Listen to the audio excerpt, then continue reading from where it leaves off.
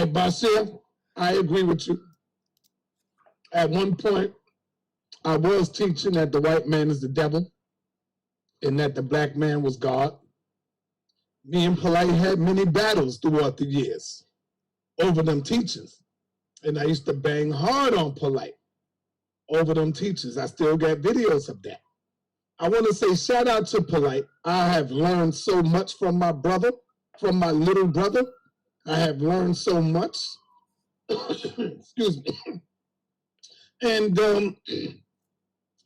not until I got on YouTube, my thoughts. Allah made you. Hold on, stop.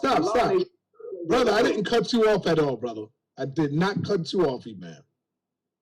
Not until I got on YouTube that I started seeing what Brother Polite was talking about.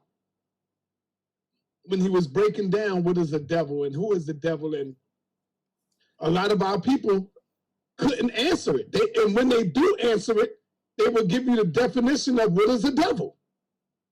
And the definition that each and every one of our people would give, you could see the same thing in black people, Spanish people, white people, and everybody. So I'm like, yo, brother, what makes the difference between a devil and them? Because everything you said what a devil was, it was also in the black man. And then I gets on YouTube after fighting and sacrificing my life and putting my blood, sweat, and tears on the line for black people.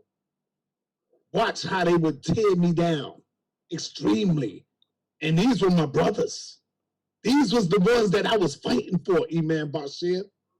These was the brothers that I would give my life for and stand up. And I used so much of my time educating the people in the street. So until I got on YouTube, I was like, God damn, I thought the white man was the devil. But then I see black people doing the worst type of shit that the white man has ever done to me. You see? And so that's what changed my mind. I said, no, I got to get out of this, this little silly ass teaching about the white man, the devil, and the black man is God, when I see the black man out there smoking cigarettes, selling dope into our own community. I was one of them people.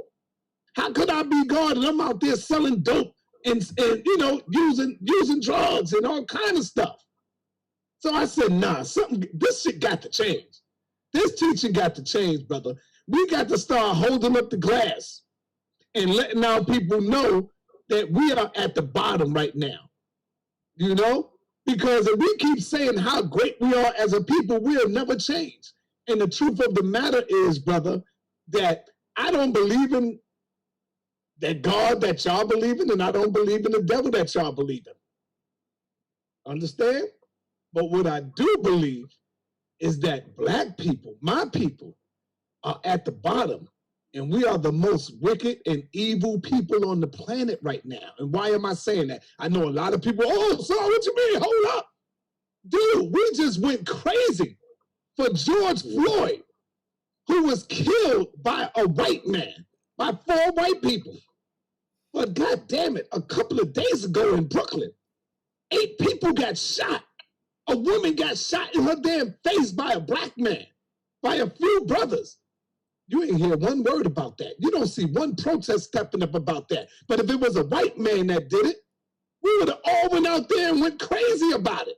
But it's all right when we do it to ourselves. And that's what I mean by we have become the worst people on the planet, because we tear down each other like it's all right. And it's a pass when we do it. But when the white man does it, we all want to step up. We want to march. We want to parade. And we want to throw black power, black power. And I'm for that. I'm with it. But let's be with the same goddamn smoke and energy when we kill each other, bro. That's my point. That's my challenge to you, Mother. As long as they see that we don't respect our own family, our own lives, brother, we need to stand. Man, how can it be 8 people get shot in Brooklyn and you don't hear a goddamn word from Reverend Al Sharpton? You don't hear nothing from these people that's speaking out that's talked about George Floyd. We talked about unity, but a sister got shot in her goddamn face. that wasn't even involved in some of this. You see what I'm saying? But there's no outcry. Everybody is silent on this issue. So it's all right when we kill each other. That's the message that we are sending. Understand that. The message that we are sending to our people is that we can kill each other. It's all right. But when the white man kill us, let's cry. Let's march. Let's picket. We got to stop this shit, man. We got to stop it. Thinking in destiny. Let me say this, man. He says, or she says, remember, sir. Let me see if that's the one. Yeah, remember, sir, when it comes to the black race, you are dealing with a race that's been destroyed. Cut the bullshit out already. Stop it. I'm talking to a people that pose to be conscious. I'm speaking to people who pose to get knowledge of self. Those the niggas that's trying to tear me down, that tried to tear me down. Those the ones that was sticking knives in my back. I'm not the people that's on the street, because I was teaching the people that was on the street. And they was receptive. They was getting the information. I'm talking about those who had the knowledge. I'm talking about those who was dealing with the information, the Black Power, the Moors, the Muslims, the Hebrews, the Guards. That's who I'm talking about. And how long are we going to keep on using the same goddamn excuses about, yeah, brother, you got to understand what we went through. Everybody, damn near everybody and their mama know today what black people went through. Damn near everybody and their mama. We ain't gonna keep on using that excuse now. All right? I'm talking about those who claim to be conscious, right? That's who I'm talking about. I'm not talking about the little babies that's just coming out the goddamn womb. All right? Because if you're over 18, you know exactly by now what's going on in this world and what they have done to our people. So stop using excuses all the goddamn time. You don't hear the Jews saying, yo, you know what? You got to remember what we went through at the Holocaust and what you don't hear that shit. So why do you keep on making that damn excuse? You're going to keep making the same excuse after 400 years now? Stop it. I'm not letting you get that shit off on me. I'm not letting you get it off on me. That's even more reason why we should be united, because of what we went through. All right? And so when I say, I'm going to hold up the dirty glass. I know y'all want to keep looking at the clean glass. We the best that ever did it. We the gods of this earth. We the kings. We the queens. Right now, we ain't none of that. We servants right now. That's what the hell we are. We like children right now. Don't even know how to build our own community up. Build up your own community. We still shopping from these stores when we know that they don't got our best interests in heart. We know that, but we still go there. We're not trying to build nothing. We're not trying to build a store. And those who are trying to build it, we are being what? Pulled back down. Now, we ain't gonna let this nigga get out the barrel. We got to pull this nigga back down. We ain't letting him get out the barrel. Crabs in the barrel. So one of the more frequent narratives that I've heard since the tragic murder of George Floyd is that to fix the problem, Americans need to start having uncomfortable conversations about race. And guess what? I agree with you 100%. I'm ready to start having some uncomfortable conversations. The question is, are you? Because when people say we need to start having some uncomfortable conversations about race, what they really mean is they want to have one-sided conversations where they only point out how white people are bad and black people are only always victims. I don't appreciate this one-sided racist narrative. So let's see if it is true. Let's see, can you really handle a tough conversation about race and racism without getting your feelings hurt? Let's find out, and we can start from the beginning, nice and slow. I'm going to make 10 points here, all right? The first point is, number one, race doesn't exist. The majority of anthropologists today consider race to be a socio-political phenomenon rather than a biological one, a view supported by considerable genetics research. The current mainstream view in the social sciences and biology is that race is a social construction based on folk ideologies and that construct groups based on social disparities and superficial physical characteristics. Race is a socially constructed concept, not a biological one. It derives from people's desire to classify. The concept of human races as natural and separate divisions within the human species has also been rejected by the American Anthropological Association. The official position of the AAA is that advances in scientific knowledge have made it clear that human populations are not unambiguous, biologically distinct groups, and that any attempt to establish lines of division among biological populations is both arbitrary and subjective. Okay. Point number 2. Even though race doesn't exist, racism does exist. This is because some people believe the lie that race is real, and then they take it a step further by claiming and painting a narrative that their race is superior or better or best, etc. It's essentially the same as people believing that Bigfoot exists, then saying the ones with blue eyes are the best. Those are the best Bigfoots. But Bigfoot doesn't exist. However, that wouldn't stop people who believe in him from saying that the ones with the brown eyes are bad. Or something to that effect. You get my point. Now, before we continue, I have to point out that even though race doesn't exist, more than likely you've been programmed to believe that race does exist. So for us to communicate more effectively, I'm going to talk about race as a social construct in a way that you can understand me. This brings us to point number 3.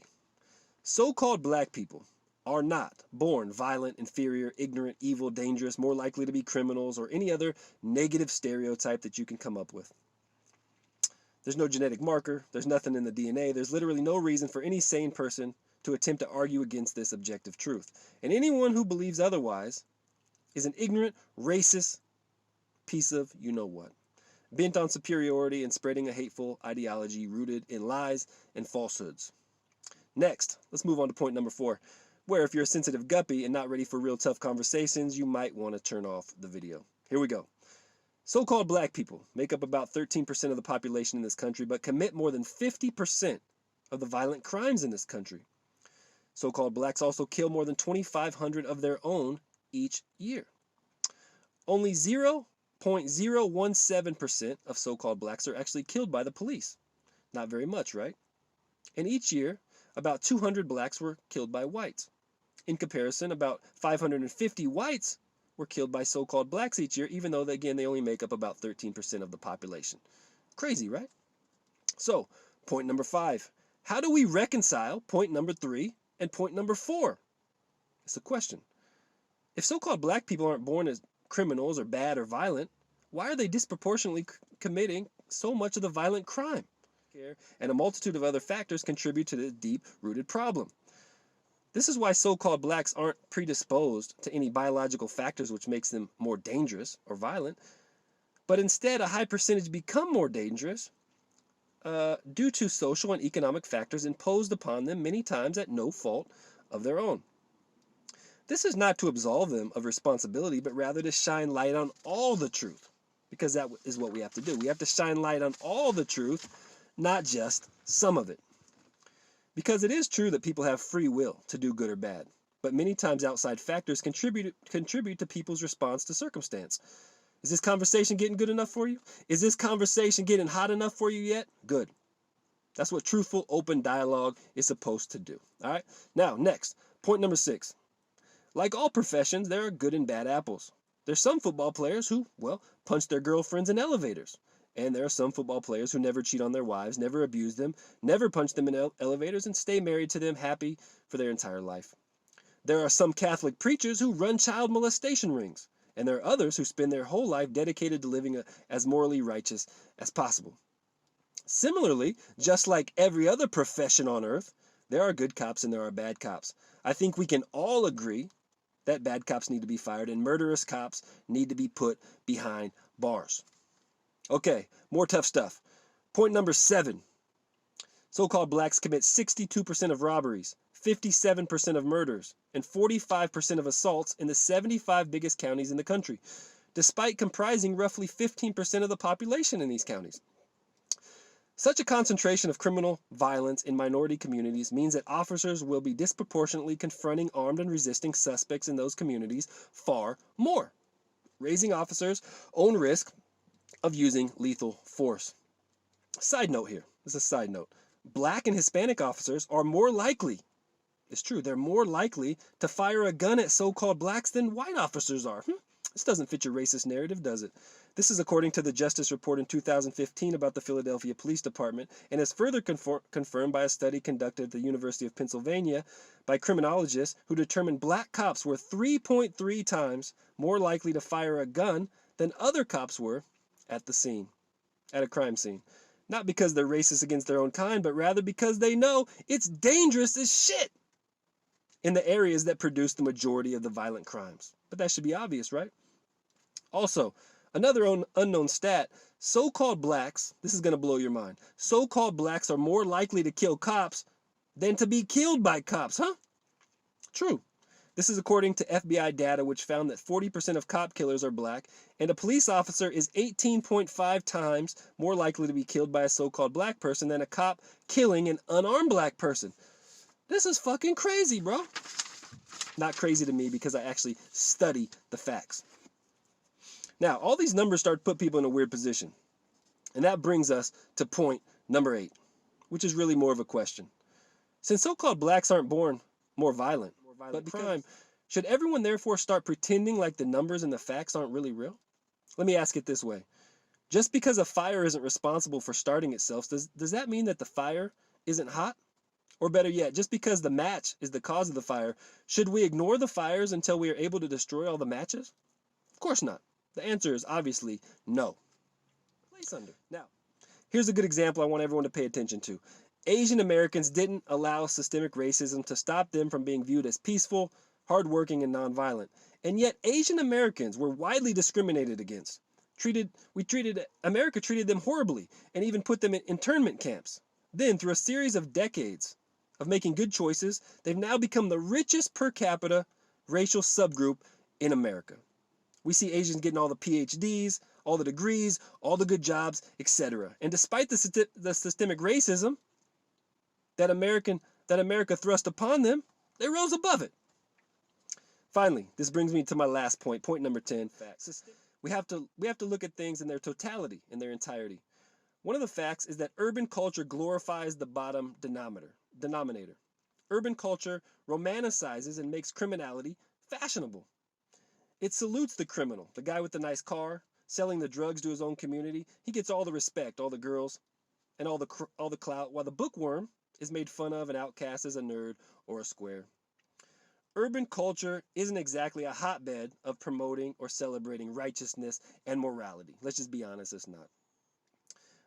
Child molestation is rampant, promiscuous women, having children out of wedlock, sleeping around, aborting babies, showing your bodies and shaking your ass on Instagram and social media all the time. No self-respect, no knowledge of self. There's glorification of violence in music, arts, film. There's glorification in cheating on women, not being a stay-at-home father with your family, being dangerous or being a thug is glorified, doing drugs, etc., etc. The list goes on and on. The point is that you can't blame everything on systemic racism. We have to talk about truth and real facts. You also have to be real with yourself and understand that culture, as well as your own actions, play a pivotal role in the totality of all this madness. In closing, I would like to remind you I love you all, man.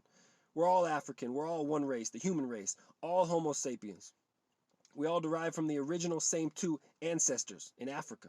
We're all brothers and all sisters. Let's start acting like it. Let's change our ways. Let's change our vocabulary.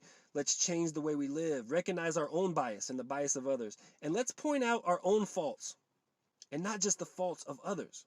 Okay? Let's unite. I'm the fucking atheist killer. I'll see you soon, man. Don't forget to check out Theistic Essentialism online. I hope this uncomfortable conversation about race can help you and help the rest of us. And I'll see you soon, man. I love you guys. I'm out, bro. Peace.